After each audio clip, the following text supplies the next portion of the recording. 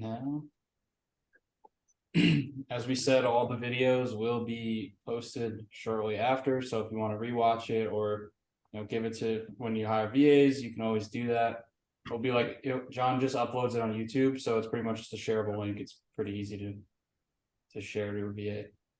All right, and I'll get into the presentation.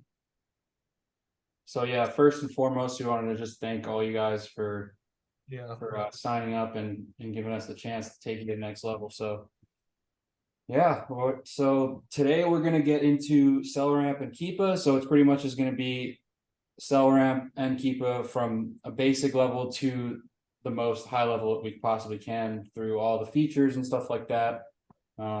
So yeah, we'll hop right into it. The first thing I want to start out with is a little fun fact that I had no idea that Arizona does not observe daylight savings time. So now I'm on a 3-hour time difference. I had no idea. I almost missed this call. So yeah, Joe was missed the call. So.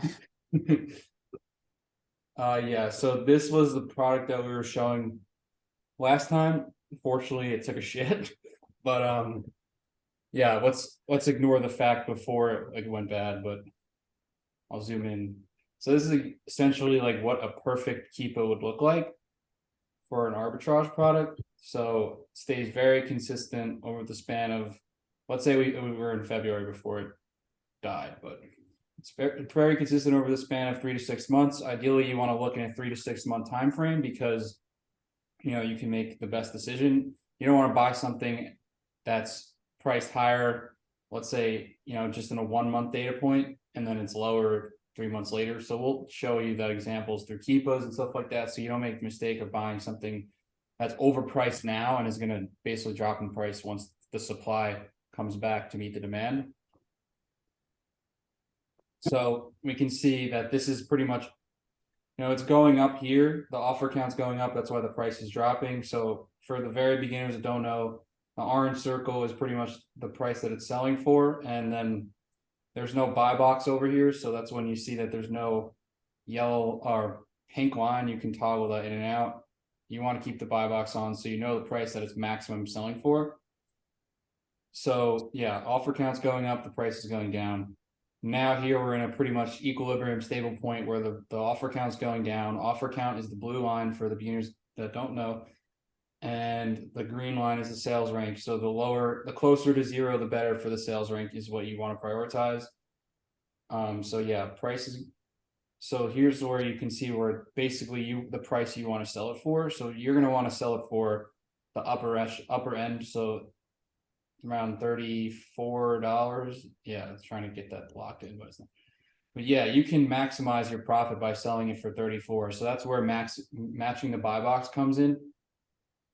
So you're going to want to match the buy box, which is the top pink line, because the lowest price doesn't mean you're getting the sale in a lot of cases. The way it varies is based off delivery date. Your delivery date's far out, you're most likely not going to get the buy box, which is featured offer. And stock is another one that matters a lot. So the more stock you have, the more likely that, the more you're in stock, basically. So, it doesn't mean buying like 100 units of a product that sells 100 times a month. Just you want to maintain the stock over a 30-day period. Obviously, test buys first and foremost to make sure that you don't overbuy. So you're going to want to test, depending on the sales velocity, 3 to 12 units or so. The more sales velocity, the more likely you can make a bigger test buy. So yeah. Yeah, so it pretty much sums up Keepa as the basic point. And yeah, so this is an ideal situation because the offer count is going down. And let's get into the more advanced features, because I don't want to spend too much time focusing on the very basics, but just make sure that you understand the closer to zero sales rank, the better. Obviously, you want to have more than 10 sellers on the listing. If there's only 5 to 10 sellers, most likely it's wholesale. There could be IP complaint issues. So you want to maintain something between 10 and 70 or so sellers. It really depends on the velocity, because if product sells 2,000 times a month and there's 70 sellers, it can support that amount. The supply can support the demand, basically. So yeah, basic supply demand, of course, though. So the more the offer count goes down, the more likely the price will go up. This scenario didn't really happen out that way, but usually it does happen that way. And then a little feature is you can track the product. So like if you do any A to A flips, let's say Amazon is in stock or the Amazon is out of stock, and if they come back in stock, then you can pretty much put the price that Amazon would, let's say they're coming in stock for $20. You can set the filter to alert you through email or text, or I believe it's email. But yeah, so if they come in stock at $20 and you want to snipe that at $20, so you can flip it at 40 when they're out of stock. That's a good way to track products that for A to A. It will come in clutch a lot for during Q4. So, you know, when toys are hot toys are in stock and they're going in out of stock, and you want to snipe that at the lowest price possible, you can definitely set alerts that way. So now into the more nitty gritty stuff. So basically this summarizes, I don't spend too much time here, but it's good to see like a brief summary of the product. So ideally, obviously you want to see a sales rank from a 90 to 180 day span, and a rule of thumb. So, I mean, Selleramp will tell you how many times that sells a month, but it's not always accurate. That's why we preach test buys. But so let's say, for example, Selleramp is saying that 18 to 20,000 ranked product will sell 630 times a month, 39 times a month. So that's a good estimate there. I'd prefer that, you know, you're following a 3 to 6 month sales rank, because the sales rank can drop for various reasons. It could be for price. I mean, maybe it's went viral on TikTok or something, you know, that's another scenario where it can happen. But in that case, maybe it's a good buy. But usually you're going to want to focus on the sales rank from 90 to 180 day span. And yeah, this is just the buy box. So this will be telling you the price over the span on average 90 to 180 day. That's what you want to focus on. You want to make sure that it's profitable from a 90 to 180 day span, not the current span. So let's say this was like $50 instead of 18, you know, and then you're buying it at like $25. So then it's not going to be profitable on the 90 to 180 day span. So you want to make sure that you're paying attention and making sure that it's profitable across that, because usually the law of supply and demand, it's going to drop back to the average price once the stock recovers, or, you know, whatever that case. So always 3 to 6 month. And yeah, usually we're focusing mostly on FBA here, but you can, if you did want FBM, you can also see the average FBM price. Yeah, and this is another big thing here, the offer count. So you can see the average offer count over 90 to 180 day span. That's what you want to focus on. And the number of sellers over 90 to 180 day. If you see the 30-day average is like 80, that means the offer count's going up. So that means that you want to probably not buy that product, because the offer count's spiking. And then when the offer count spikes, usually leads to the price dropping. So we'll obviously show some scenarios where you are going to want to avoid buying because of the spike in the price. And that will save you a lot. If your products are tanking a lot, that's usually the case where you have, you know, the average from the 90 to 180 day doubles in the amount of sellers. So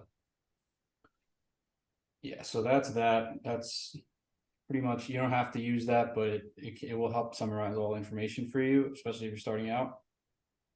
So here's a little bit more high level stuff. So this is what we use in terms of understanding is this product replenishable.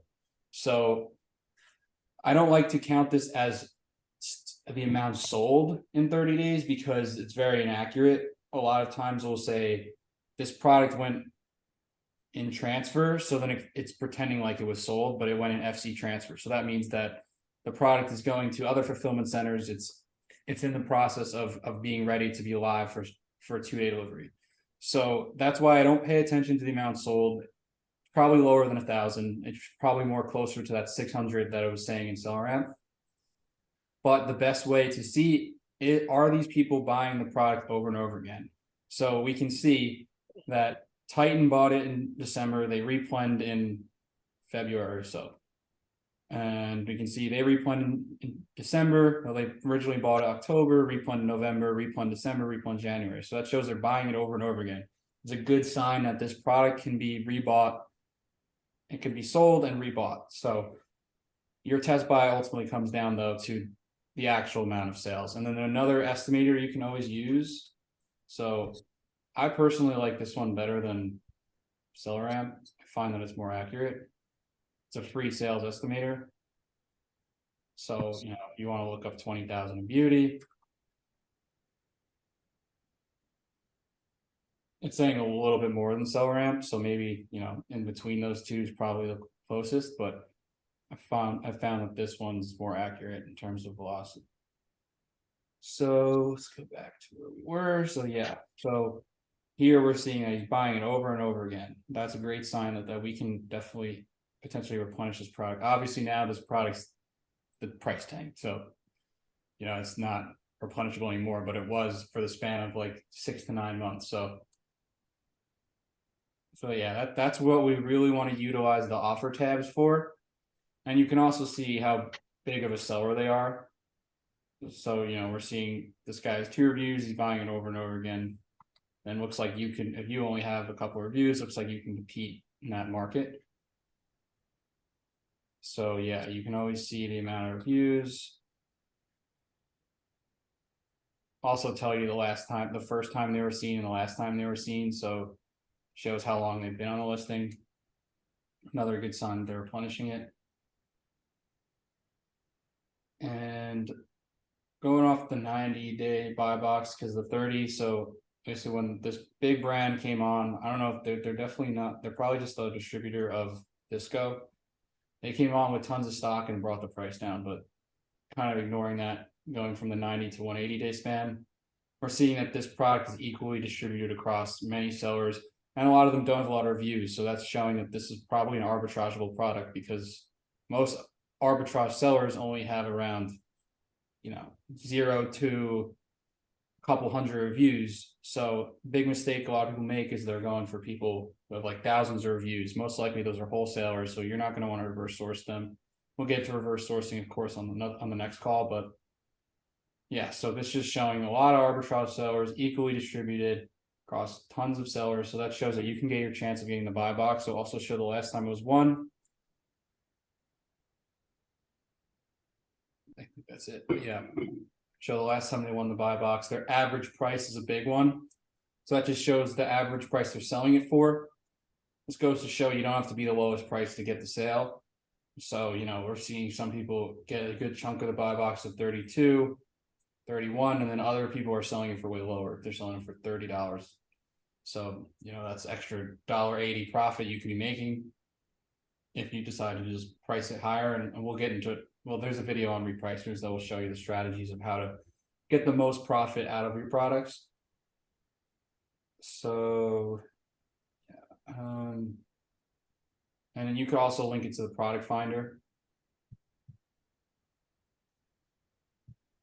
John, do you think we're getting more in depth in the product finder on another call? Yeah, we'll do a whole thing on the product Yeah. finder. Yeah, so just a little quick way to get to the product finder. So yeah, we could spend more time on that. I don't want to. Yeah, go into product details quick.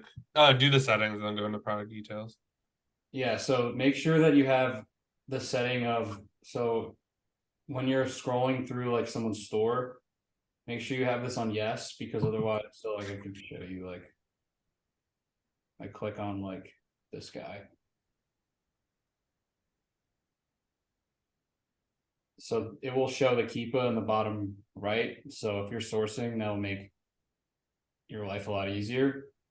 So yeah, you can see the Keepa. You don't have to click on every single product. If you see, oh, there's Amazon's on there, like I'm probably not going to mess with that. Then you could just skip over that. So it's having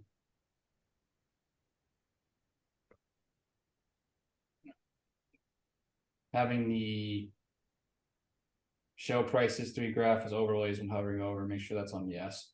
And then you can do that directly when you make Keepa a Chrome extension. So yeah. What did you want me to show? So if you click into product details. So I've been doing this a lot lately. So you could see at the bottom, you could see the brand that says Disco. So a lot of brands that are profitable are also have other items profitable. So if you click on Disco, that's going to pull up all their products in Keepa. that Yeah, they currently have. So now you could, it looks like they have 290. So if you click on the 100 rows button, you could get all of them.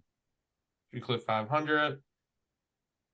And then something I've been doing a lot is I hit advanced feature and then I hit show Amazon out of stock. yeah, and then if you wanted to also like make the price more stable, there's ways to do that. We could definitely Yeah. get into the call, but It was at the top, I think. where is Yeah, it? it's the third one, two, three. So they, I guess they were not on most of it, which is good. And you could sort highest price, lowest price. Some And are then like branded though. It's when you like hover over, you could see. So it's a real quick way to see, I guess, how arbitrageable other opportunities are for this product. yeah, I would say it's a bad example of this brand, but like for a more known brand, I wouldn't say it's that big of a brand. Also, there's a lot of mismatch stuff going on here. That's weird. But yeah, usually it's Looking at pretty. like Clinique, like a big beauty brand that is arbitrageable, then like that's a good way to do this. But yeah, definitely. And yeah, that's what we'll get into more on the Yeah. product finder is the drop. So this is showing that it's way more volatile. So ideally you want something that's like -10 to like 20% increase or something like that, where so that's showing that this Keepa is more stable. Keepa isn't all over the place going upside down and stuff like that. So we'll get into that, like how to do that on another call. But yeah, so that's pretty much it. Then the next one is that's for stuff that's you know has shoes or apparel stuff like that has variations. So you want to sort the variation by the ratings. So the more ratings, the better. But also you also want to look to see if the ratings are going up. So because if they're not going up, then most likely the product is not selling. If they're not reviewing it, it's most likely not selling. And you'll see when it gets more flat, like something like here. Usually it's I mean it depends. This one is priced pretty competitively. Sometimes it just goes flat and not people aren't buying it. So that's when you got to look out for. But normally it's like if this shoe is like $80, this particular variation, white, black, smoke, and then the other variations like black and white are like 60, then that's usually a sign that price is more sensitive. The price is too high, and that's why it's not selling. And the line is pretty flat, but yeah, and that doesn't mean that you can't go down to variations and like find a little hidden gem in there because let's see this is some of them could be going up. Like this one seems to be going up. And let's say there's not that many sellers. I'm not sure if there's a lot of sellers in this, but you can scroll to right. See, there's only 9 people on the listing. So, you can find a little advantage where a lot of people are just skipping over it. That one's priced like $20 more almost, seems. Oh yeah, I mean it's still getting reviewed, so it's still selling. And there's a lot less competition. So I mean, usually that happens with bigger sizes, so like 13, 14. You can if it sells a lot. So this particular product sells 1,500 times a month over across all the variations. So yeah, definitely you can always dive deeper with stuff. Just make sure that the ratings are going up because that's the most important thing in that part. So yeah, I mean, typically with shoes, it's like the more normal sizes. So like 9 to 12 for men is more likely to sell. And women, it's like 7 to 9 ish, the more common sizes. So those are the ones that that they're likely going to sell. Doesn't mean you can't get a size 13 and sell it. I would just make sure that there's not much competition in that regard.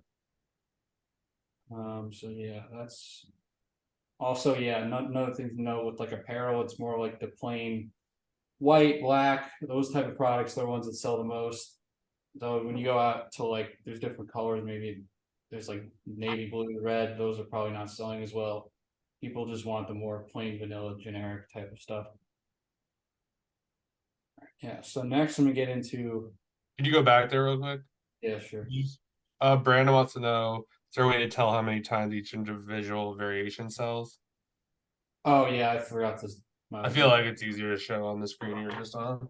Yeah, I mean, it's more of just a percentage. So usually what the best estimate is just times the percentage of the reviews. It's really hard. It's like hard to even guess a net sales estimate without a variation. So it's even harder with one, but probably the most accurate is like 7% of that, just because that's 7% of the total reviews left. But you can also dig deeper into the offers tab as well.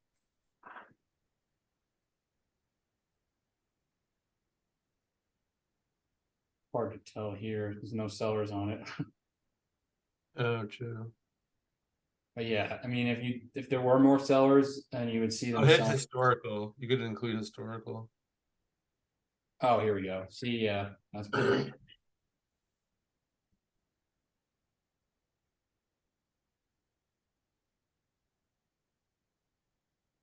Shows they are selling out here, so they sold 3, sold out. So my ideal test buy of something like this is probably like 3 of each size. That looks pretty well, pretty good. Especially if the rank is very low.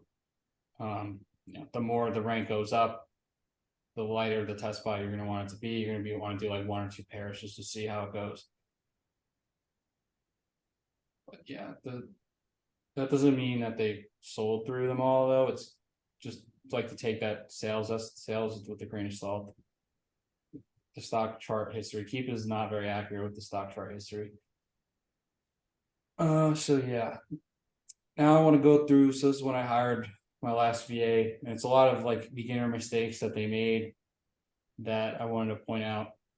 So yeah, so this one, the biggest thing I noticed here was that one, the IP alert. So IP alert, we can drop that if anyone didn't sign up for that yet. John, do you have like a code for it? Yeah, there's a link in the group. I think it saves. Oh, there's a link in the Discord anyway. So which one? Oh yeah, so you can use John's code to get. It's like gonna save you a ton of headaches. I think it's like $70 for the year, but yeah, so it'll pop up and then pretty much give you a red light when there's a history of a brand complaining, saying we don't want you to sell that product. So it's super helpful for that.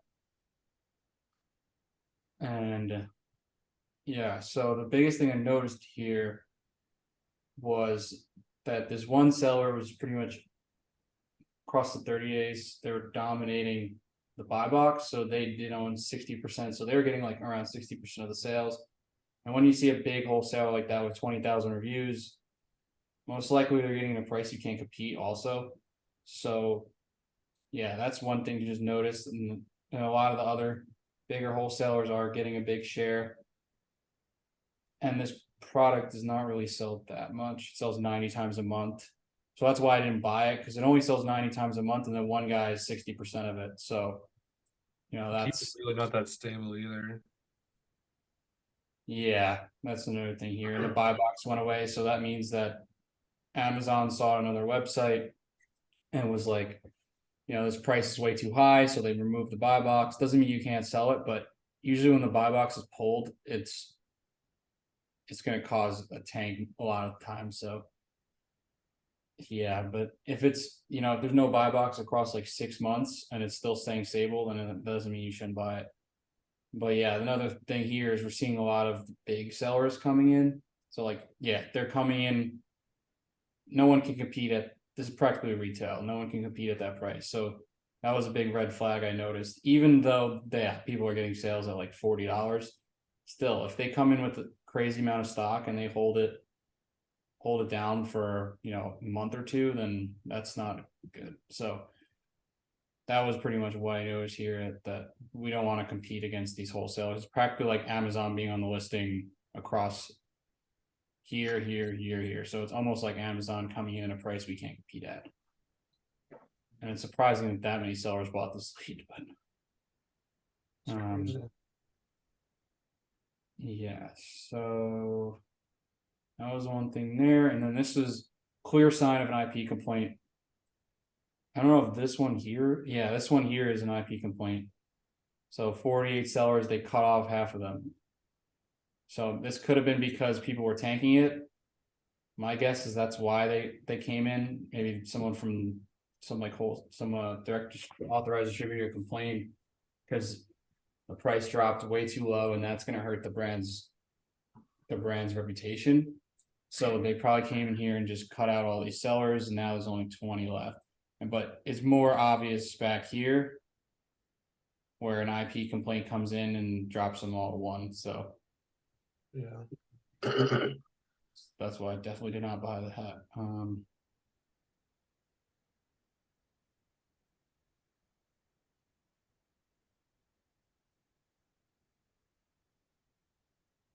Yeah, and this one was like quick little thing.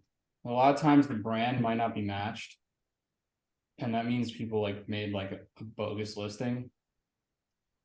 Try to usually stay away from that. I mean, if it's Kodak, it's a big brand that does not give a shit at all, then like it might be okay. But if it's a brand that's gonna complain, like let's say it's N07, big brand that complains a lot about people unauthorized sellers, there might be a problem there. They'll come in and be like, hey, this isn't accurate representing our brand. But for Kodak, probably okay. So yeah, make sure that usually you want to make sure that the brand in the picture matches the brand here.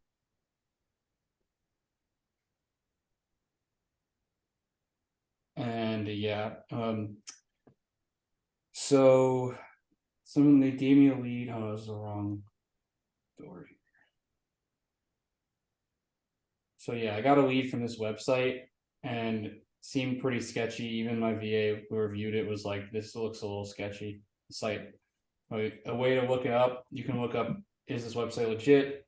And a lot of see red flag that there's not a lot of reviews. They're not that great reviews either. Probably a sign I would avoid this website, but any website in general, usually if it's too good to be true, probably is. So you're gonna want to stay away from that. But yeah, this is usually what I do to make sure that the website's legit. Just Google the website legit, and then it'll pull up Scam Advisor, Trustpilot's a good one, Better Business Bureau. That'll definitely show. It also says the organization is not Business Bureau accredited, so that's probably a sign that this is not the most legitimate website.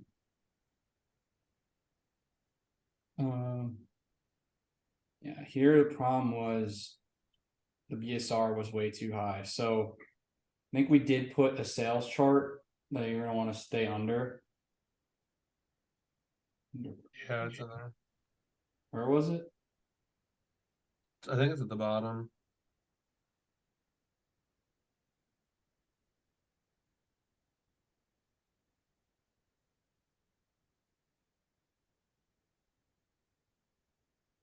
Thought it was over here with the helpful stuff. I'll find it.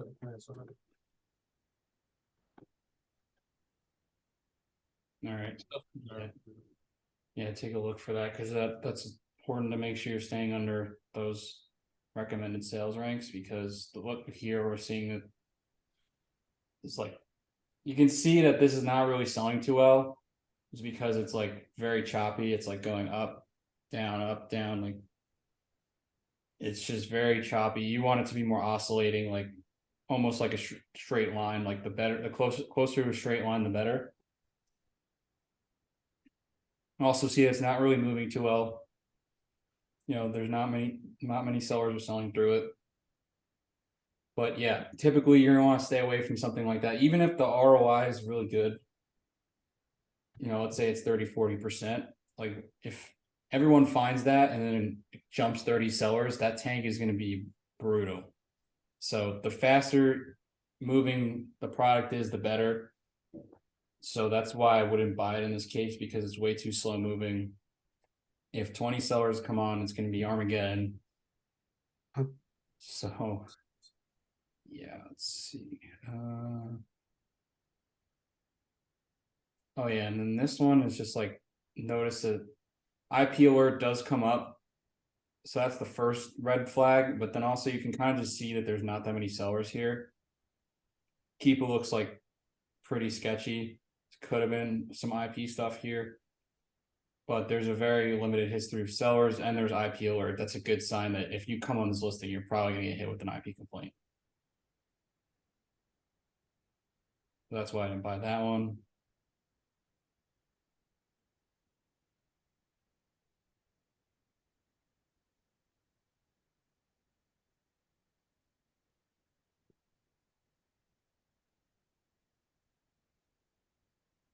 And here's kind of what I meant before about how this price, how you're catching it at a certain point in time, but the price is over here. So, if it's profitable here, but not profitable here, then most likely you're gonna make a mistake because the price did go back down to the 30 range. So you want to make sure it's profitable across that 3 to 6 month span. And usually it's because there wasn't enough stock here, and it's like 1 to 2 sellers. So people who had the higher price got the buy box.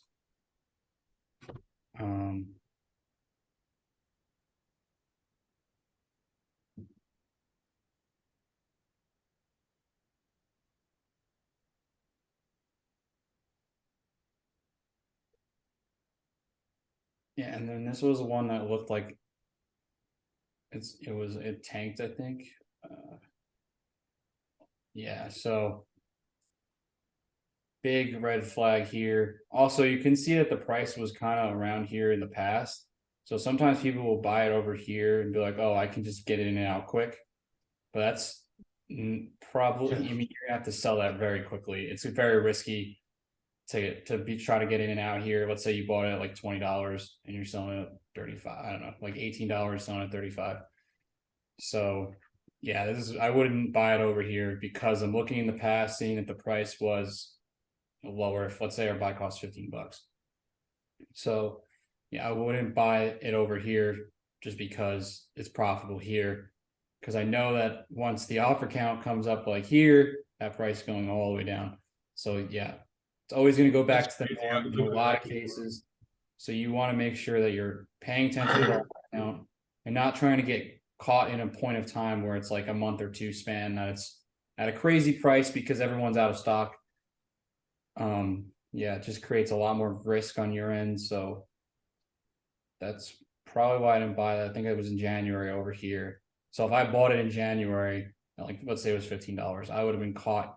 Once it checked in, I would have been pretty much screwed and have to sell it for break even, if not worse than that. So yeah, you ideally want a stable Keepa.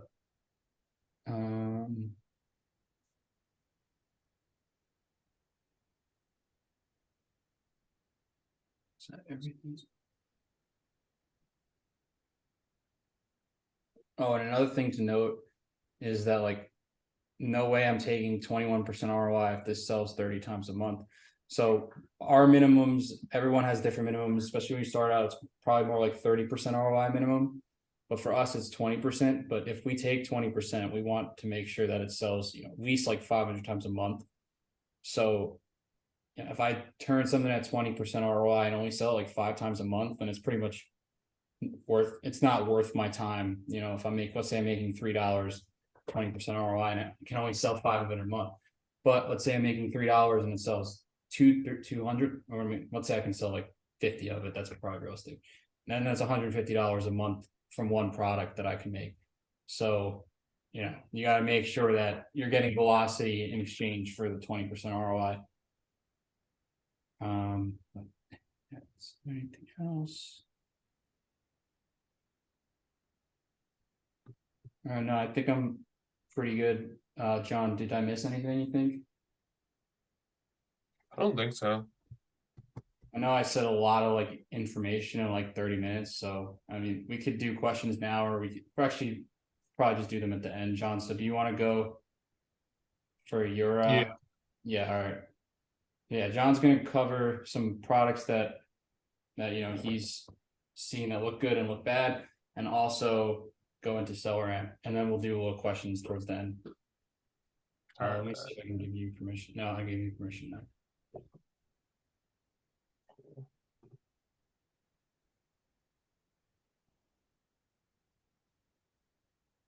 All right.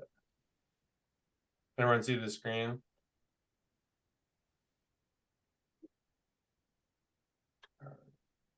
Yeah. All right, so I'm gonna basically cover. So Selleramp is probably the main tool that we use pretty much to source. I'm going to show you basically how to make sure it's set up correctly, a little overview of what it actually does, how to get it all set up to look like this, how to use the spreadsheets that are connected with it, and kind of give you a little walkthrough of exactly how many different ways you could use Selleramp really, whether it's on Amazon or on different sites. Um, so yeah, I'm just gonna kind of go through what all this stuff means, and I'm gonna show you exactly how to set that up, and then I'm gonna kind of walk you through how we could use this. So basically, Selleramp is going to just show you a ton of information at a glance. This is great for on products when we're on like Amazon, to see the estimates that Joe talked about, the BSR at a glance. I like my favorite feature is probably just seeing what the break even is, what the profit percentages, what the ROI is, just by kind of changing the price here. We paid $1 for this, we'd make $4.63. It has eligibility. So iPeeler definitely trumps this. You could see up here alerts. All it says, it has 8 variations. But it shows you a bunch of stuff here. You know, you want to make sure it's not a dangerous good or hazmat or it's meltable, all that good stuff. And then this is just kind of like a condensed version of kind of Keepa. So I like to see at a quick glance exactly what the price was, in the 30, 90, 180, estimated sales. You could see this is last checked 5 hours ago, so you could always refresh that. The next part here is these are all the sellers that are FBA on the listing. There's 5 of them. If there's more, you can load more. These are all the people that are merchant fulfilled. A lot of people are merchant fulfilling this. It looks like it's only 2 drinks for $13.94. That's kind of crazy. So you could basically just see what price they have, what the potential profit is at whatever you put in the buy cost up here. Um, so that's super helpful. If you're selling FBA, you basically compete with FBA. So you could see people are selling it here for $13.94, but people are selling it FBA for $16.40. And you'd probably be able to see in the Keepa whether or not they're getting that price. Looks like the buy box is going to a merchant fulfilled seller right now. So there is that. This is just kind of a little integration of Keepa.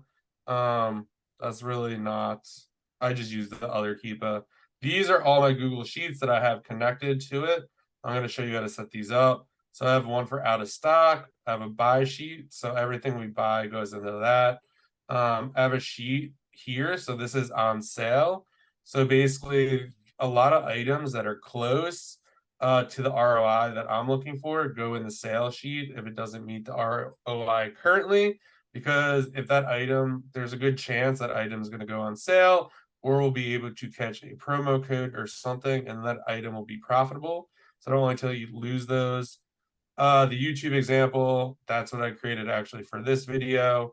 These were for my VA's sheets. This is for my prep center. And this is for my new VA. So I definitely have a couple sheets we have in the Discord there. You can get the exact sheet I'm using. And I'll show you how to set that up. The profit calculator down here. This is definitely useful. You could change the fulfillment type from FBA to fulfilled by merchant. They also have small and light. So small and light, they just changed it. So you could sell, I think it's anything under a pound, or it's 12 ounces and $12. There's different fees for that. And then down here is all the fees that you're going to get hit with for selling on Amazon. So you have your referral fee, FBA fee.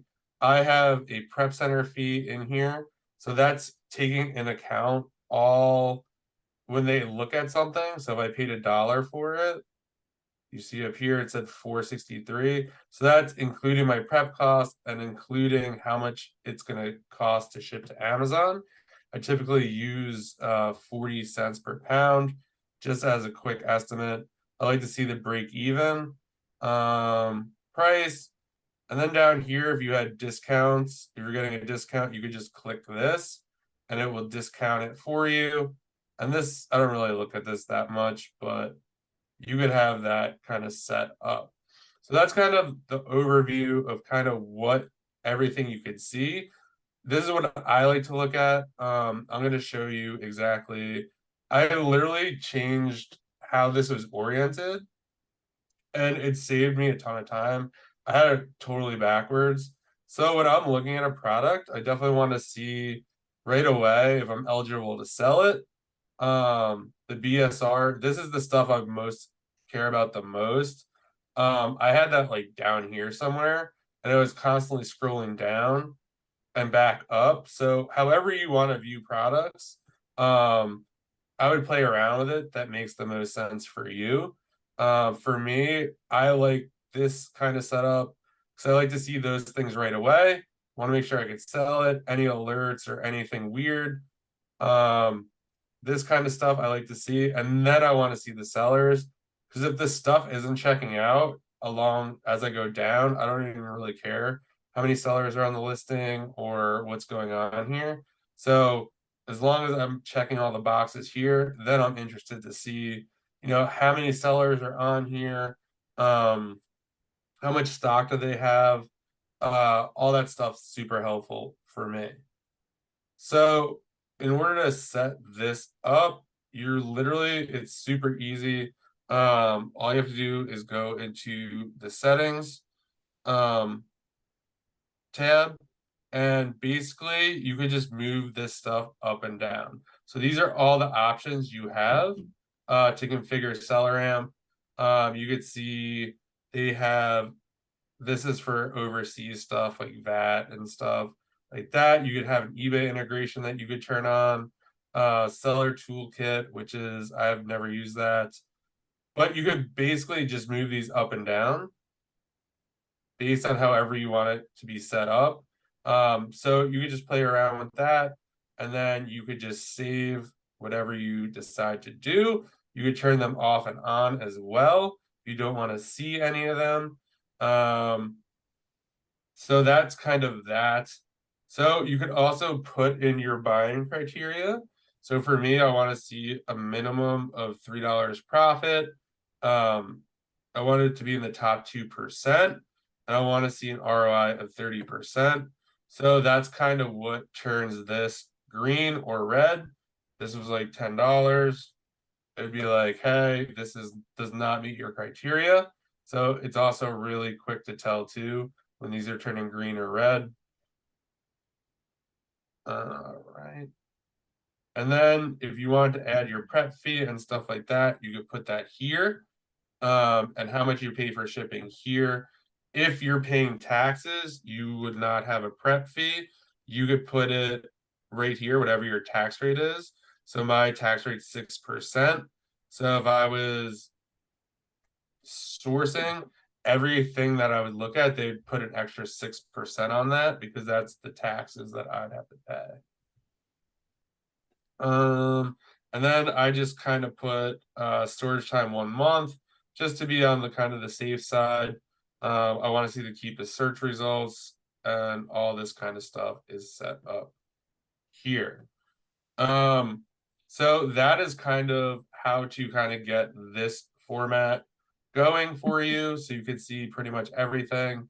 And a lot of other cool features is pretty much I'll show you how that's useful, but if we're just kind of we wanted to try to find this, it automatically Googles it for you. This saves a ton of time. It looks like Walmart has these for $1.88. So maybe that's what people are getting this. $1.88. Yeah, we need to get this for $2.67. Actually, $4 for argument's sake. Yeah, we could make $1.63 on these if we were to buy two of these, it looks like, if all that stuff checked out. Moves really quickly. So that's a really helpful feature. Also, if you wanted, another really great thing is whatever you highlight, if you hit the Selleramp button, that's what it would pull in the chart. I'll show you how that's helpful on another site when we're not on Selleramp. Sometimes Selleramp doesn't load. So if you want it to load, you just have to right click and it would pop up, or you could hit up here and it would pop in there for you. All right, so that's kind of that. Now the spreadsheets, this is probably one of the best features of Selleramp. So basically it allows you to create Google spreadsheets so you could export all your information. So I created this customized spreadsheet for me. This is exactly what I use every day. So I like to see a lot of different things. And a lot of this is just for kind of later on to do research. So I like to see like the date we're buying it. I put the source in here. So if I got this at Walmart, I just put that in. I put the order number in when we buy it so I could see all that. This is pulled in by Selleramp automatically. The source URL I just put into Selleramp. I usually just put how many I buy, the cost per unit, and then I have a calculation that just does that for me. This is the price I want to sell it at. And I like to just potential profit. I like my break even, ROI, and then I have sales rank 90 days, average, buy box, and estimated sales. I just like to kind of read the data that way.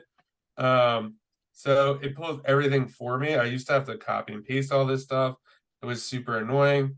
So if this was it, so this is kind of the product we were looking at.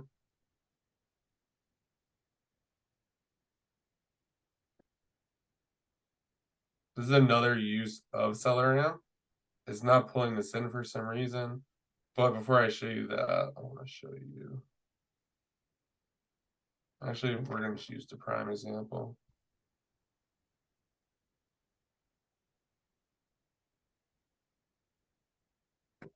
So for this, if you wanted to, so it would be two of these. So you could do $1.88, and you could do the math right in there. So it's saying it's 376.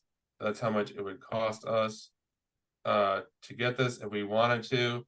So if we were to buy this, let's say this was a buy, I would just grab the link I pulled from Walmart and I just put it in there like that and hit save. And then you could even add a note to that. I always have trouble finding this.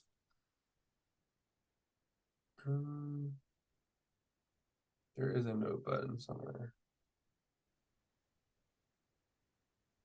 Oh, add note. You could be like, if you didn't want to buy this, you could just be like seller count increasing or whatever you wanted to say. You could hit save there. And then you could just pick the sheet that you wanted to put this to.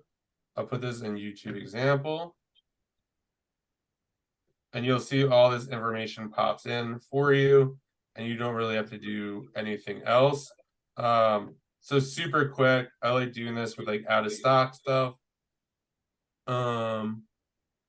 So yeah, that's kind of the spreadsheet.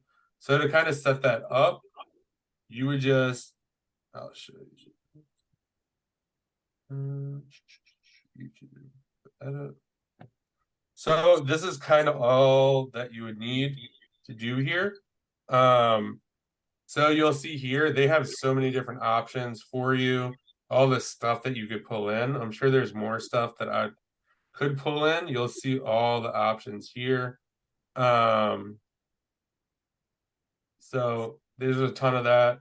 In order to get, so if you pick empty, that means it leaves a blank space. So it's leaving this blank space for me here. So I could type in the store that I'm buying it from and put my order number in there. You could reconfigure this however you want. This is kind of what I like to use.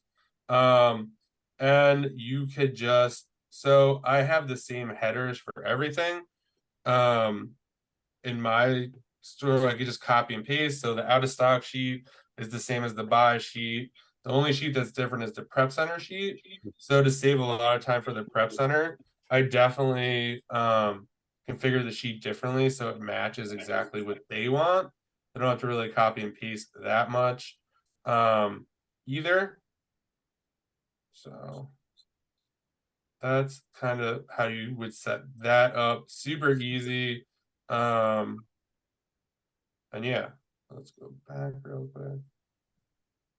And then once you have your sheet basically set up, you're good to go. You just have to connect it your Google first, and then you could just do new sheet. Oops. I don't know why it's not popping up.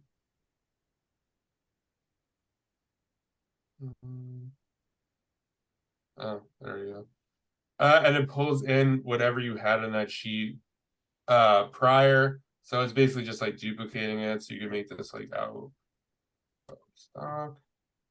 And then you would just save it, and then you'd automatically have a new one right down there. You also, could be a handy feature, is this history bar. So this is showing you exactly, these are kind of all the products we were looking through earlier. So you could see here, we just looked at that. It gives you the timestamp. This could be helpful if you're working with a VA to see how many products they're actually looking at. And you could go back into history all the way back if you wanted to. So that could definitely be super helpful if you kind of forgot something or just kind of want to go back and see other products you've looked at. Those are probably the main features I'm using for that. So a couple of different things you could do with Selleramp.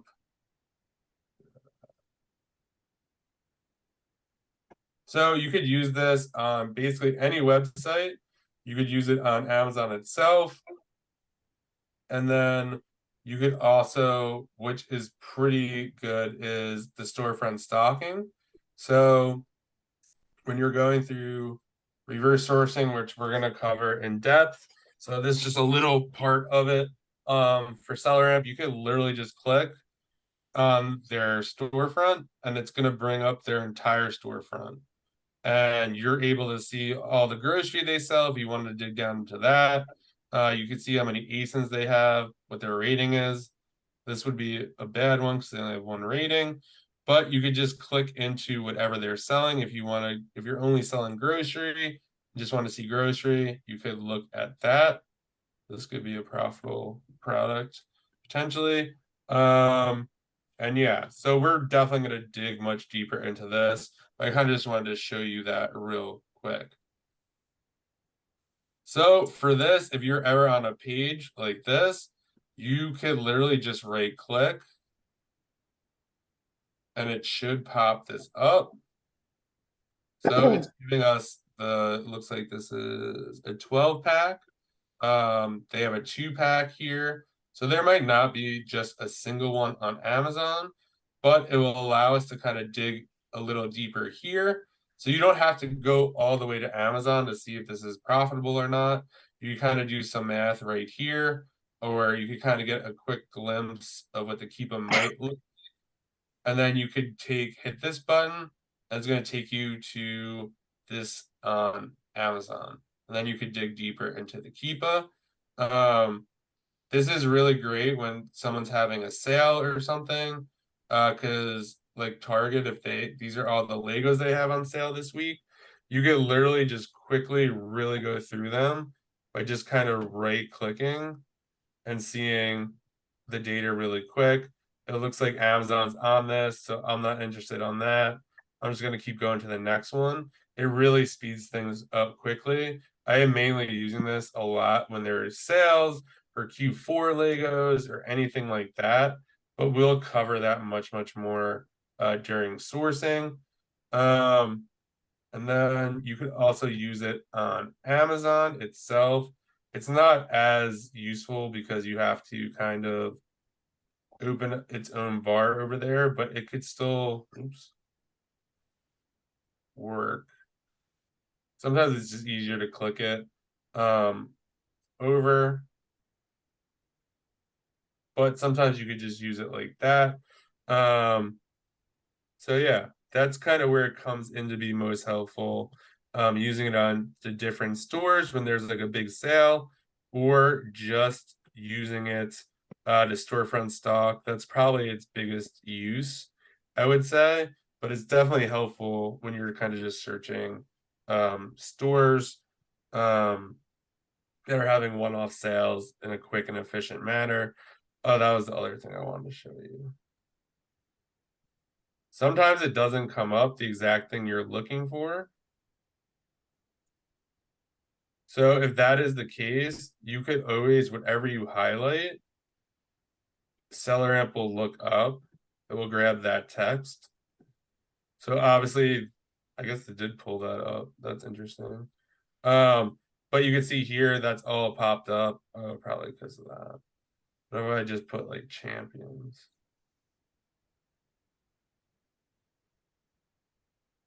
Yeah, it's going to pull up something else. So if you're ever on a page and it's not popping up, you would either just grab the text and use that, or you could even just paste it up here and it will pull that up. I don't know. Do you think I missed anything? No, I think you got everything. All right.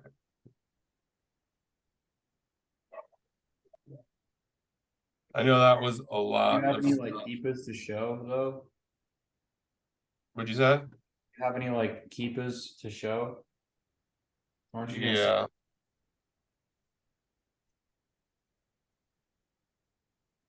Let me find one.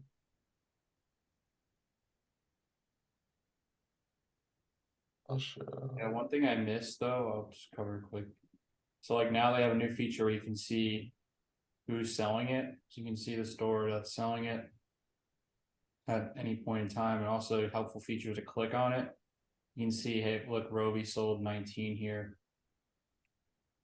I mean, I don't know if that's exactly accurate in how much they sold, but it shows that they're buying it over and over again. So, but yeah, that's a little helpful. You can click it, and then you can also follow it to see who has a buy box. Looks like Roby had a lot of the buy box. Yeah, that's one thing I missed. Yeah. Well, let me pull up.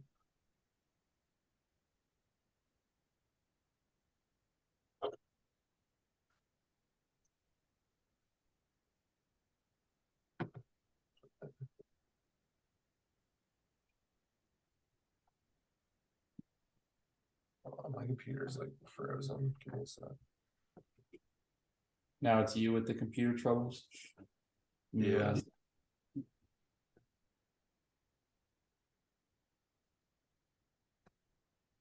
Actually, I'm just gonna go into.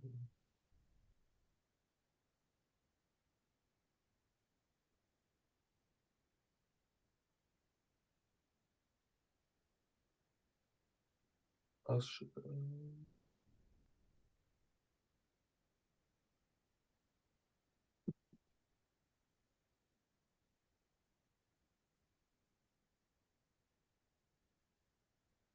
These two.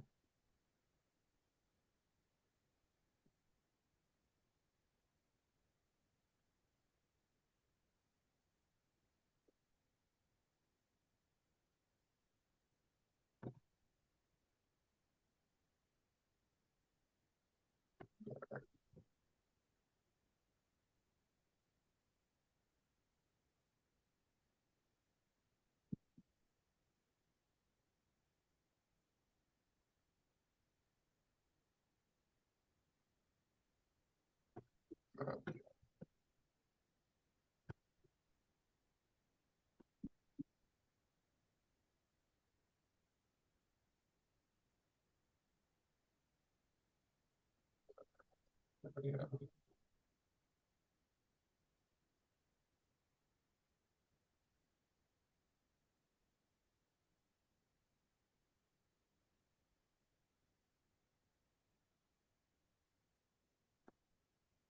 This was one.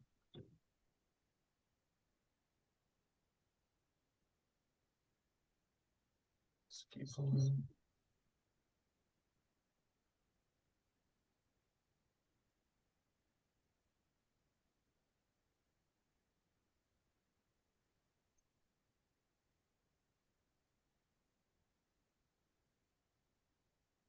All right.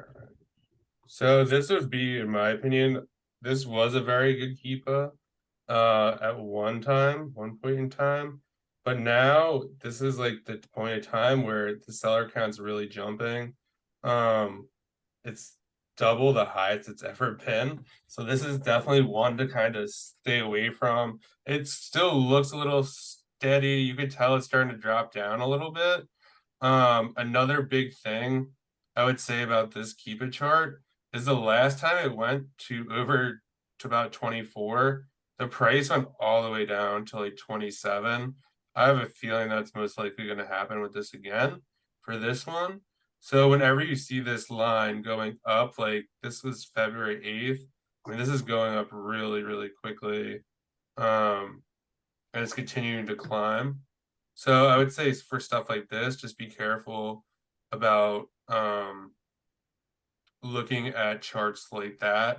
It looks like it's pretty good, and maybe it's just having like it's starting to go down, but when that seller count is really going up like that quickly, that's definitely a pass. I'd probably put this on a watch list to see if the seller count goes down, what happens to the price. You could also look at the whole history.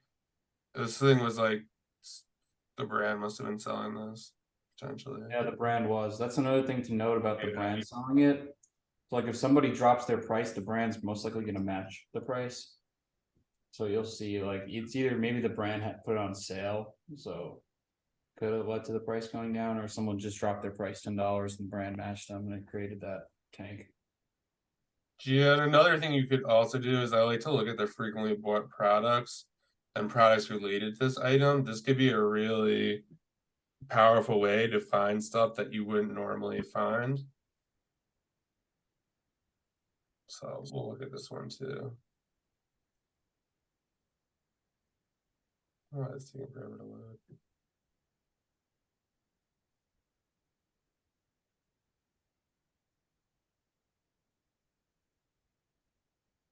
This is actually kind of a weird one. This one's like super straight. And is on it as well. It's probably Yeah, brands controlling the buy box. Always want to check the buy box statistics yeah. if brands on the listing. So good thing you showed something with the brand on the list. Yeah, you see Yeah, that's kind of why I picked these two. red flag there with them owning most of the buy 90%. box. You can see the 90-day, maybe it's better. No, it's not. So yeah, it's gonna be Yeah. hard to sell. And that's Yeah, the usually most I gave up was 5%. due to their stock. Like if you go to the offers tab, you'll see the stock. Maybe you want to do that real quick. Yeah. They probably have like 1,000 stock because they just own the brand. So Hmm. where are they? I don't know. Oh, maybe they have an order minimum set. It says they only have 3. They might have order max set. Oh, they must. Yeah, they might just have that set, but most of the time it will show They their probably have it set to 3. probably their real stock's like 1,000. That's probably why they have all $5. I wonder Just if shows that it's stock is a huge indicator, and it's hard to compete with the brand or like a huge wholesaler on the amount of stock you have. So it's going to drive that. yeah, they're not. That's crazy. This thing sells. Oh yeah, so they have the order limit of 3. This thing sells 50,000 times a month, and they get 90, like 9% of it. That's Wow. insane. I think I saw a commercial for this the other day. Yeah, But yeah, whatever we're gonna definitely you source turns into a commercial. yeah, a lot more deep dive. Stop commercials over and over again after that one call we had. So what questions you guys have? Yeah, we threw a lot of information. I know it was some beginner stuff, so if you guys are in the more intermediate stage, Just wanted to get the beginner stuff out of the way on the first call so we can really get more into, high level stuff with sourcing the next few calls.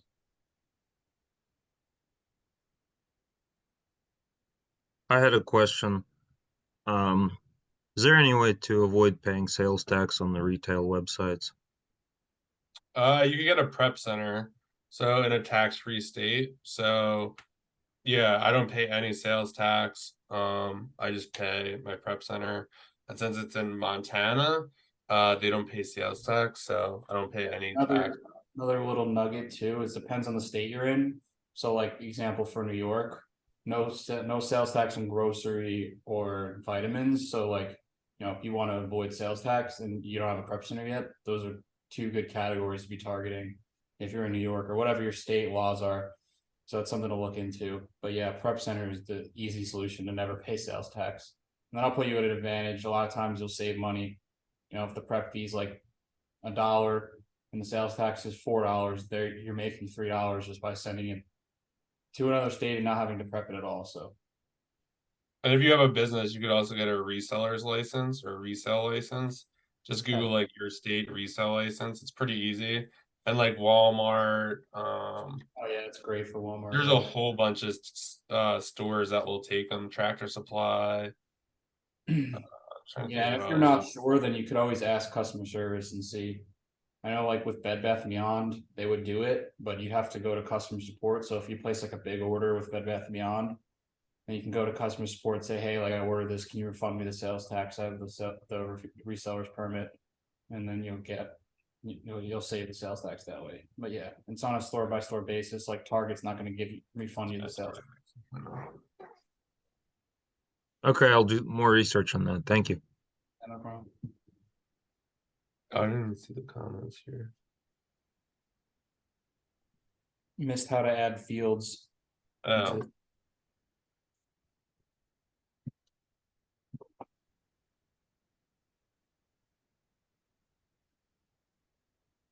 I saw Rakin, you said that, if it's 5 to 10 sellers and IPLR doesn't show up, then that's okay in most cases. But like the reason why I said to avoid the other one is because IPLR was showing up and there was a limited amount of sellers. So yeah. But the best way to know, did John, you freeze? Can you guys hear me? Yes. John froze the internet. He's back.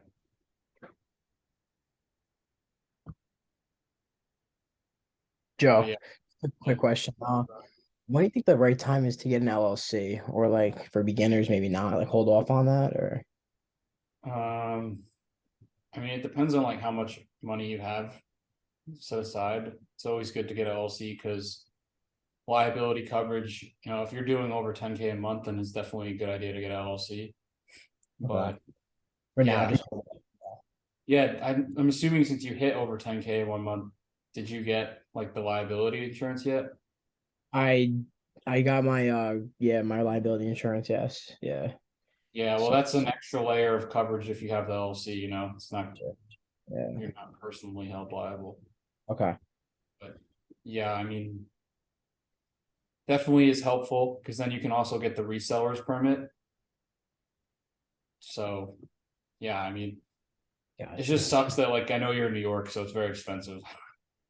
Oh my God. Yeah, I know it's ridiculous. That's the problem. Like if you were in another state, I'd be like, get it right now. It's like $200, but New York, it's like 600 because you have to get the Ridiculous. application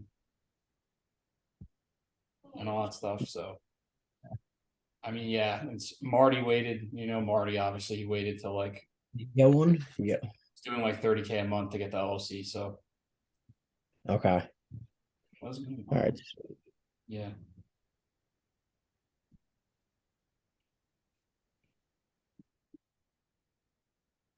But yeah, I guess when I did it, so I was around like 20K a month consistently, 20 to 30K a month. That's when I got the LLC. I said probably a good time. Sweet.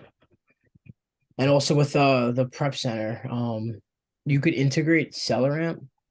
So if I want to like send them over a product, I could just use the Google Sheets with Selleramp.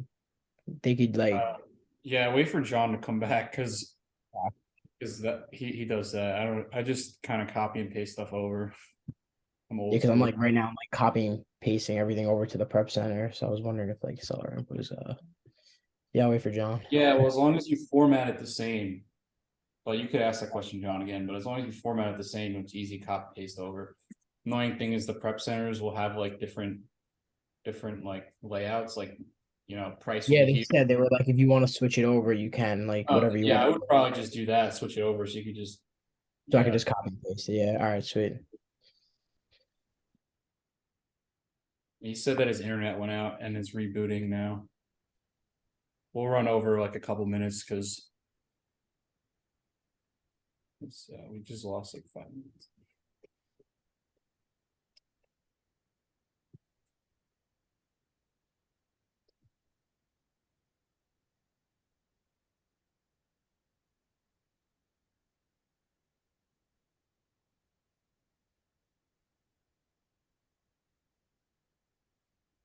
Joe, while he's coming back, Joe, while he's coming back on, you Sorry mentioned about that. What's going on with your internet? I have no idea. It's been like pretty rainy and windy here, so I think something. I just put it on my hotspot on my phone. I don't know what the hell's going on with it. Figure it out. It was a call. Yeah, so you want to show you the fields is what you're about to do. Yeah.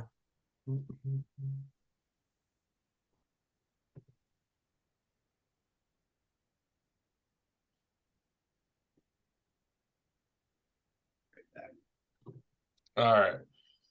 So basically, all you have to do, what's up here, is you could just go here. Oops. I'll get this down. All right. So to add a field, you would just, it always ends with an empty for whatever reason. So if you wanted to put at the end of your sheet, let's just say you wanted to put whether it's whether it's meltable or not, you can put that there, and then it always ends on empty. If you wanted to move them up and down, you could do that as well. Just know, so one thing to know is that if you change a setting here, it doesn't automatically change it in your Google Doc. So if you added, let's say you wanted order number to go over here, and you change it in Selleramp and not here, it's going to pull here. So you got to make the changes in both spots. Does that make sense?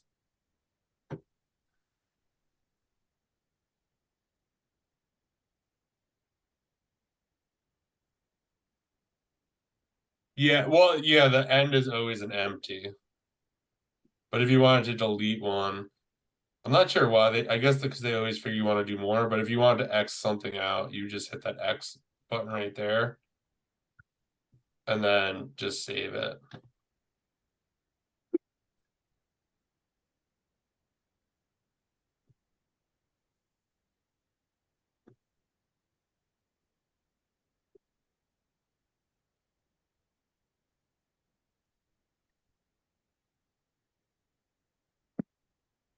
What other questions you guys have?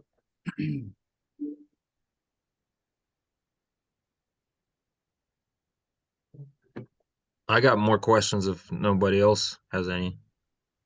Sure. Usually Um, it lasts like 20 minutes or so for questions. So yeah, go for it. do you ever sell anything FBM? And if yes, how would you tell that it's good for both FBA and FBM? Yeah, well, that goes back to the buy box. I should have. Thanks for picking up what I missed almost. So yeah, you can see with the buy box stats. Well, maybe this one's not very good. You can see if they're selling at FBA or FBM. So that's a good indicator. Most of the sales are going FBA on this. So, maybe if you look at the shoes, you might see it differently. A little bit more FBM going on with the shoes. There's no check mark, so they're FBMing it. So that's a good indicator. Let's see how many reviews they have. Looks like got 2% of the buy box selling an FBM. 50 reviews, he's probably doing OA. So yeah, if you see like all FBA, then it's probably a good sign to try not to FBM it. For like this is almost like an example where like pretty much everyone's selling FBA. Okay, so just kind of go off what Go off the buy other box. sellers are doing. Yeah. Yeah, and you can also see with the buy box. I don't know why it's showing up like that. When you hover over as well, so like we're saying the hover over feature, you can see it that mostly FBA. There's a couple FBM coming in, but a lot of, you can see majority of the sales are going FBA. And if it's FBM, it's usually like one or two guys. Doesn't mean you can't try it out with something that moves super quick like this. You know, if you're not getting sales, then you could just send it an FBA in that case. So yeah, buy box are the best way though. Buy box statistics.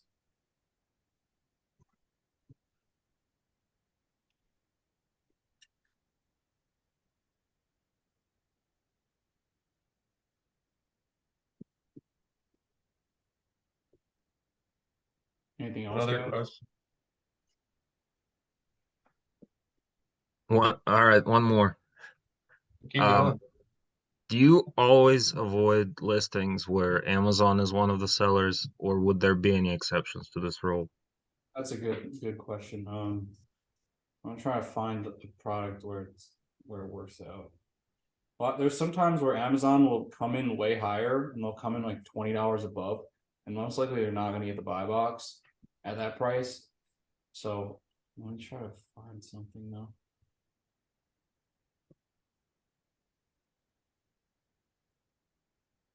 Yeah, typically you probably just want to start with stuff Amazon's not on. But It's yeah, more I mean, advanced, definitely. I think that as you get better at sourcing, you can go into the buy box statistics and see, does Amazon have all the buy box stats? You know, do they have all the sales? And if they don't, you know, if there's room, there's like, let's say it sells like 5,000 times a month and Amazon has 95% of the buy box share. A lot of people will avoid that. So you have that extra 5% there, and it sells 10,000 times a month. So there's a good chance you can get some of the sales and also not much competition. But it is definitely like higher level stuff where, you know, you can easily make a mistake if you're a beginner. So that's why we typically say to beginners just to stay away, like John was saying. But I'll try to find a product that. You have anything you want to add, John? no, I feel like I don't really compete much against Amazon. For that, I think I have one potentially. There's been cases. I'm gonna try to find one right now. But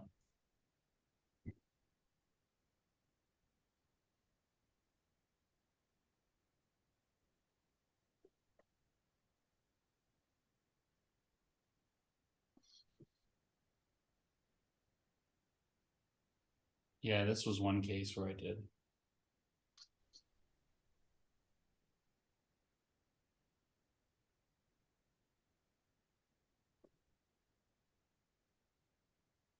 I think this one. Hold up.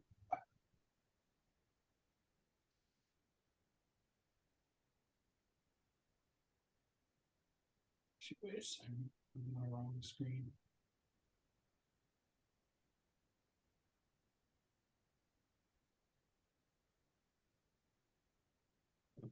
I have one. Yeah. You could show it as well, but I'll show mine first. Yeah. So this was when Amazon was on the listing. Now I sold out the stock. I mean the price went up because I guess there's supply issues going on. But we can see here that Amazon's on the listing, but people are still getting the buy box. So you know, you're seeing as long as the pink line's moving up and down, and that's kind of showing you that multiple people are getting the buy box. It's not just Amazon's dominating it. So there's room for you to get sales. And if you go into the buy box statistics, if the one that zoom out, see Amazon says plenty of sellers are getting the opportunity. So yeah, and there's just a lot of the reviews aren't too high as well. So that's a good sign. OA sellers. But yeah, so Amazon only has 30%. So that's a good example of where you can come in and make money. and also the product does sell like, well, the rank went up really high, but when it was, it was a sub 10,000 rank in health and household, so that was selling like 3,000 times a month at one point. So yeah, let me show you your example. Hey, Joe, it's Steve. Yeah, what's up, Reagan? What's going on? Great job so far. So what's the ideal situation that you want for like the number of sellers on a particular listing? I know with the price, you really want to see that straight line and not too much sway or look back over the last 3 to 6 months. But in terms of the number of sellers, like what gets you super excited? Like just it's steady over the last 3 to 6 months, or it's dropping off like crazy. So there's that demand there, or not much supply. So yeah, we can see here that the sellers are going down, so that's a good sign that I'd want to buy this product because just the amount of sellers are leaving. So there's the demand was staying relatively the same over here. So you could have gotten a lot of buy box share. So that's a good sign it's going down. And yeah, well, the thing I was trying to say earlier was like, look, there's 90 sellers here, but the price isn't moving at all, staying very stable because this thing sold like 3,000 times a month. So a good indicator is like dividing the amount of sales over the amount of competitive sellers. So I mean, out of these 90, they're probably like half of them are competitive price wise. They're in that 18 to $22 range or whatever. So if it's 3,000 divided by like 45 sellers, there's tons of opportunity there. But if there's 50 sellers on a listing that sells 100 times a month, you divide that, even let's say 30 of them are competitive, you get like 3 sales a month. And that's why you'll see the price dropping a lot. It's because there's not enough demand to meet that supply. But here, this can support 90 sellers. You can tell just because the price stayed super stable. So usually I'm trying to stay under 100 sellers though, even if the product does move a lot, because then it starts to get crazy. More eyeballs are on the product. It can easily go to 200 pretty quickly if it goes on a leads list or something like that. So yeah. So it doesn't, can you go back to that screen? It doesn't concern you that the offers are falling off there on the far right? So I mean that just means that the supply, let's say it's most likely that this product's out of stock right now, and that's why the Just offers are falling off here. So I mean, if you can catch this in stock, then it's still probably a good flip because there's not a lot of sellers on it, and it's still 20K ranked even without a buy box. And it looks like if you go down to $20, you can get a buy box here. So I mean, obviously it depends what you're paying for it. If you're paying like $8, then it makes sense. So yeah, there's opportunity because it was profitable over here. So that's why I would buy it even over here, as long as it's profitable here. That's why you want to make sure it's profitable across that 6 month span we were talking about. So, yeah. And it never goes down to like 1 to 3 sellers. It's usually stock. maybe the lowest is like 10, which is a good sign. Oh yeah, I mean this is nature made. Like this is a huge vitamin brand. I don't have a problem selling it. Probably the ungating it is the more difficult part, but honestly, like a Walgreens receipt would probably work. Do you have to order from like the online site to get that invoice from Walgreens? Yeah, you can't use like a retail, if you went into the store and bought 10 units, you have to get one from the online. If you just go to your order history and just print a PDF, it probably will work. We've heard people use Walgreens for a lot of like the beauty and like household brands. And if you have an LLC, do you have to buy it with your business so it matches up with like the name purchase No, for? I think you just add has to match, right? Just has to match your address exactly. That's on your Amazon account. So spoiled like with my account because it's so old. I'm ungated in so much, but now that I'm like learning about OA, there's like so much shit to ungate. It's crazy. Yeah, those vitamin brands are like, I thought they were so hard to get ungated, but it turns out a Walgreens receipt would just work. You could also, this is like, you got to be very careful, but if you have an Amazon business account, and you don't use Prime, you could buy stuff from Amazon Yeah, I Business. heard people didn't they make an example out of like 2 people for that though? I wouldn't trust that. I did it like 3 or 4 times, but Yeah, yeah. No, I heard it's worked for so many people, but for some reason they made an example out of like 2 people and just suspended them for violating like terms of service. I mean, if a Walgreens receipt works, why not use it? oh yeah, definitely. Might as well just try an eBay invoice. Yep. At that point, might work. It's funny because like I submit an invoice for like 5 units and it will work. Yeah, there was one point in time where people are submitting pictures of their dogs and getting ungated. It's ridiculous. Pretty wild. Yeah. You just got to worry about them circling around. Like I had some of my students just literally, they would just post a blank invoice and be like, is that all right, Steve? Should I be doing that? And I'm like, listen, I don't know. Amazon has a funny way of coming back sometimes. Yeah.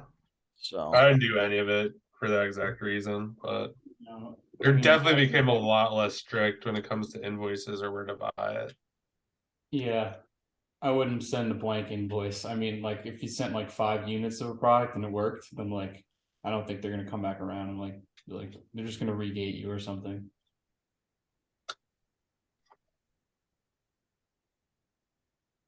Yeah, anything do you- else?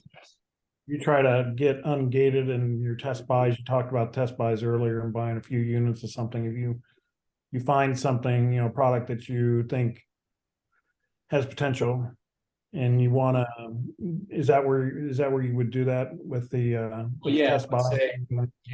let's say you found a product from Walgreens, you could use Ungate that way. You might have to order 10 units just because, especially with the new account. I think it's because my account's like 2 years old. That's why I just get randomly approved for like 5 units. But yeah, so you might, if you order 10 units from Walgreens for that brand, you should be good. But a lot of things we like encourage is like if you find out you're gated in a lot of brands, like make a list and do like a bulk order, because there's also ways to do it legitly, like through like Frontier Co-op, or they're all in that chat. Yeah. Yeah, there's 2 ways to go about it. You could either build up a list of stuff, and then when you have like enough, like 10, you could ungate, or like if you just wanted to get ungated at Nike. For me, I tend to just buy whatever. Like I'll buy 10 of something in my size and just take the loss, and just to get ungated because I know I'm gonna make it up. Sometimes it's really, really hard to find something profitable to ungate with. So like that's always another option. Like just buy something you would use or you'd give to family or friends and use that to ungate it. Yep, that makes sense. Yeah, I mean, when we started, it was like kind of just a write-off for our business, and now it's just so easy to get ungated that like you could just buy inventory from Walgreens and get ungated. But yeah.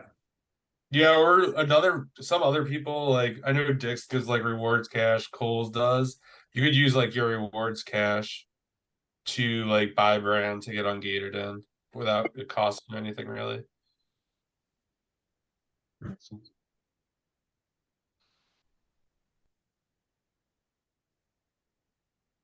Other So for questions?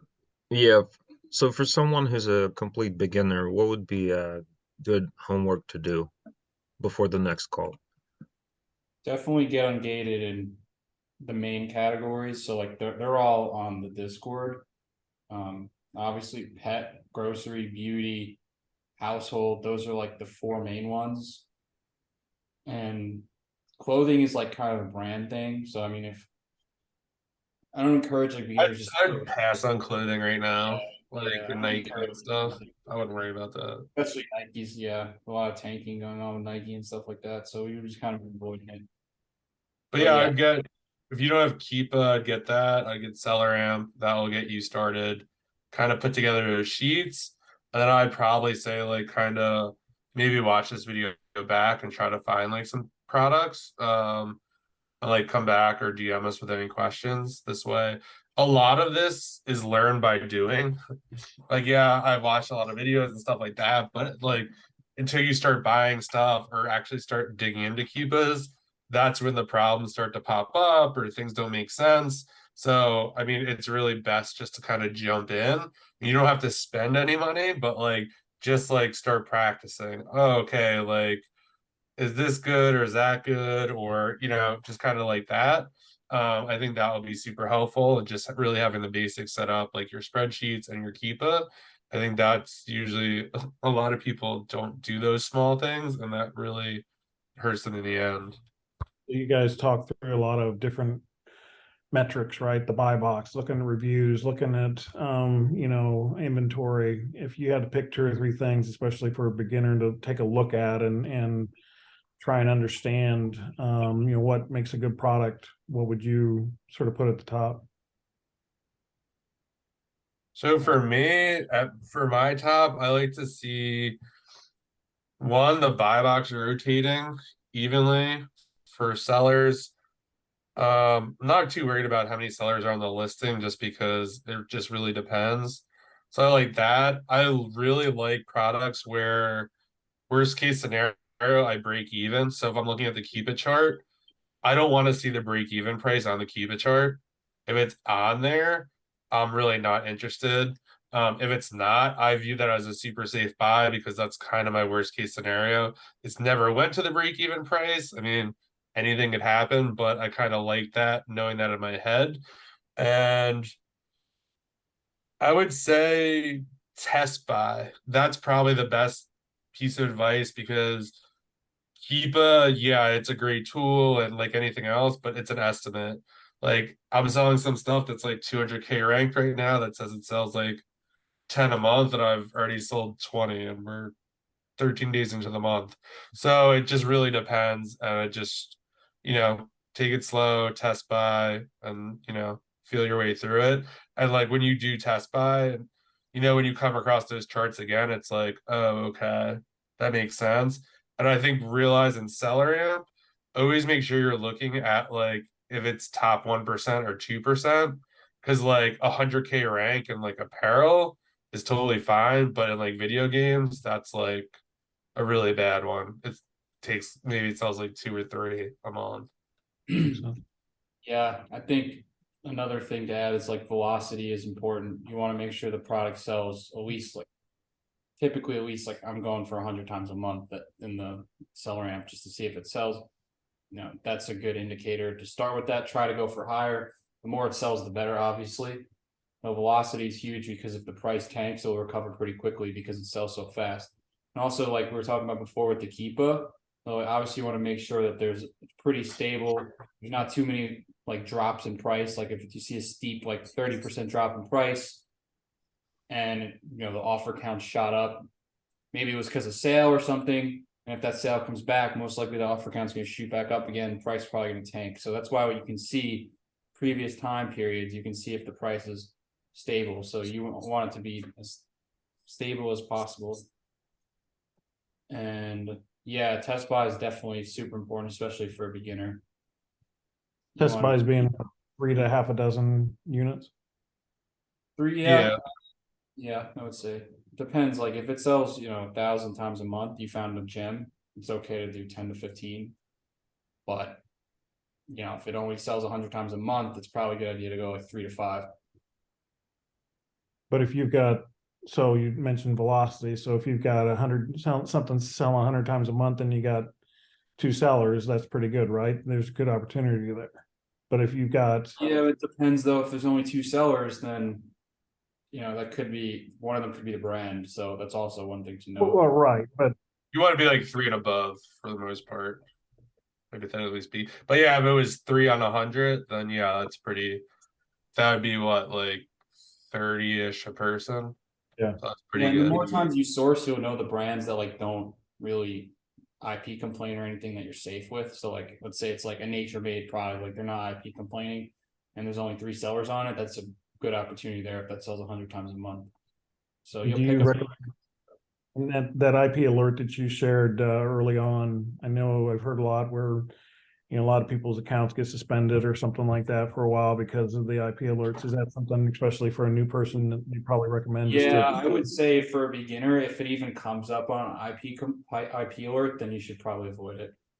As you get more advanced, then you can start taking risks and your account helps build up. Like sometimes we take risks. If we see IP alert, Keepa checks out, doesn't see any steep drops, like it's going like an elevator down, we'll take risks and buy it still, just because there's more opportunity there, because people will avoid it. They'll see IP complaint or IP alert pop up and they'll avoid it. But if you're very starting out, buying your first few products, if you see IP alert pop up, then I would avoid it. Makes sense. And Target business account, I don't even know they had Target business account. I Yeah, heard Target is starting to work now because they totally switched to like invoices instead of receipts. Another place would be Best Buy. I know they have business accounts. You could probably get an invoice there. I also like to say like office supply companies like Staples, anything like B2B is another great place to get invoices. And if a store, it really depends. Like Nike kind of gives invoices, but if you like go through their chat bot, it's like, hey, can I get an invoice for XYZ order number? I need it for work. They'll send you an invoice usually. All right, I guess we'll show this product and that'll be the end of the call. I'm pulling it up.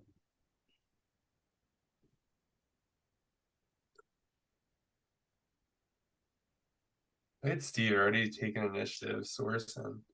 Love it. Is this an eBay lead?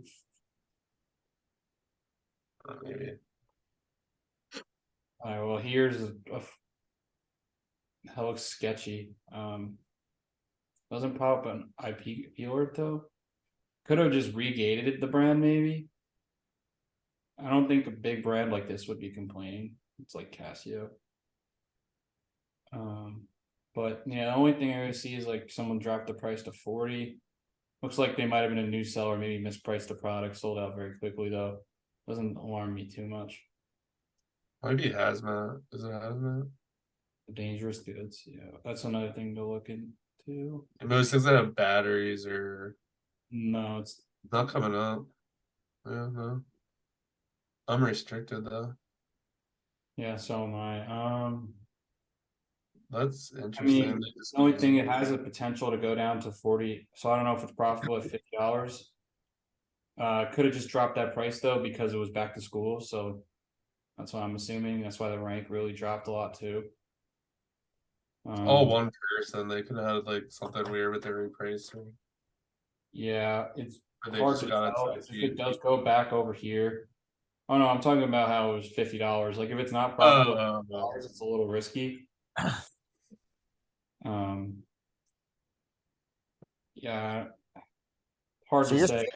So you're saying sorry to interrupt you, Joe. So you're saying the bigger brands are the ones that are less likely to go after you? It's more of a what, like the mom and pop or like the smaller brands yeah, are more like a lot of small like beauty brands and stuff like that, where they really care about their brand image. Like Casio is like a huge, electronics or whatever they make calculators and stuff like that. Like they're most likely not IP complaining.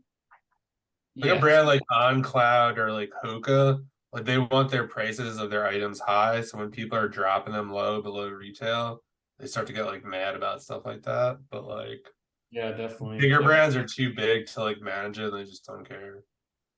Yeah, I was just wondering how like 20 sellers like disappeared overnight, but that would make sense if they gated it or something like that. That's what I'm thinking. I'm So gonna you were you were scared it was IP alert, IP complaint, and you were selling it. I can't even ungate it. It's not. It says not available. So maybe they gated it. They might have regated. I don't know. I don't see any other signs on stats one. No, not really. It's not that big of a drop. Well, that makes me feel better. So thank you. Yeah, I mean, you're like a grandfather account, so I don't think you're gonna get regated. Thanks, guys. Yeah, of course. All right, well, thank you guys for coming on, and we'll have the next call Wednesday. We'll get more into the nitty gritty of sourcing and all that stuff. So, yeah, all right. Well, have a good one, guys. Thanks, guys. Appreciate it. Have a good one. Guys. Peace. See you guys. Peace.